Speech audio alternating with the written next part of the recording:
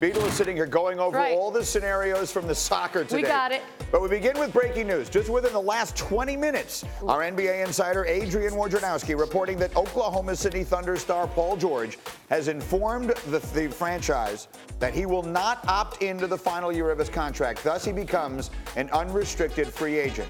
He had until basically midnight tomorrow to formally choose this path. So, Jalen, you and I talked about this a little bit earlier as soon as we got word from Woj. And again, Woj is going to join us in about a half hour here with all of the details. But you were telling me this does not surprise you one bit that George is going this route. No surprises at all. This is something we've anticipated this entire season, which is why we talked about whether Paul George would remain a member of the Oklahoma City Thunder and or opt out, which he clearly did, and join another basketball team, possibly with the Los Angeles Lakers. So this seems like breaking news, but in theory, this is just a lead domino towards free agency with one of the top players in the league that's going to be an attractive commodity to stay with OKC and or to go to another squad if he so chooses. And so, Beetle, where do you think this places things as far as you're concerned?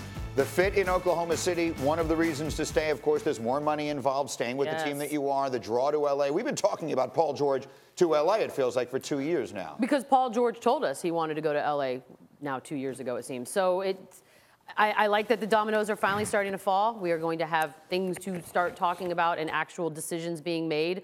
Yeah, this doesn't come as a surprise necessarily, but I'm imagining LeBron somewhere waiting this out as well, and then we still have all this Lakers Kawhi drama that we're about to get into. That's exactly right. And so George, it seems right now, has a couple of different options. He could do a 1-and-1 to stay in OKC because his overall value will increase when he gets 10 years of service into the league. We're talking about minutia here, but we are talking about minutia that's worth tens of millions of dollars in the long-term contract he eventually signs, whether he does it in OKC or goes to the Lakers. I want to bring Woj back in, speaking of Paul George and sticking with that. I know there's a little bit of news about PG this morning. Where does everything stand with him?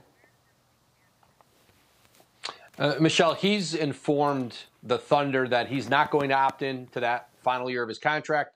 He'll become an unrestricted free agent. He had until Friday at midnight to do that, and now he heads in. He heads into free agency, and the Thunder and Lakers are really shoulder to shoulder. Competing for him a year ago this time, like you guys said, when they did that trade to Oklahoma City, the Thunder did it without any expectation that they would be able to keep him.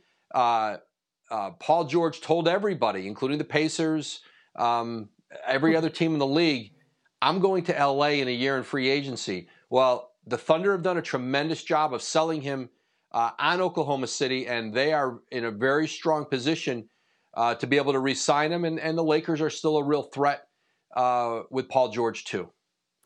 Did you think we'd see the day when you could talk someone, and this is not a dig, but it kind of is, into Oklahoma City over Los Angeles? Well, I think it's great news, actually, for the NBA, in much the same way that it was great for the National Football League that Brett Favre, who might have been the biggest star, played basically his whole career in Green Bay, Wisconsin, and Peyton Manning, who might have been the league's biggest star, played most of his career in Indianapolis. You don't have to be in New York and L.A. to become a big star, and I think that lifts the entire league.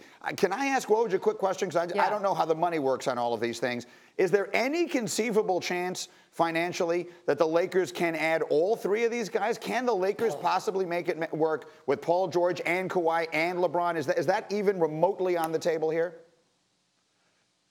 No, it is possible, but it would be a roster really of those three players and a bunch of minimums. It would be very similar to what Miami did with the big three, where you had LeBron James, Chris Bosh, Dwayne Wade.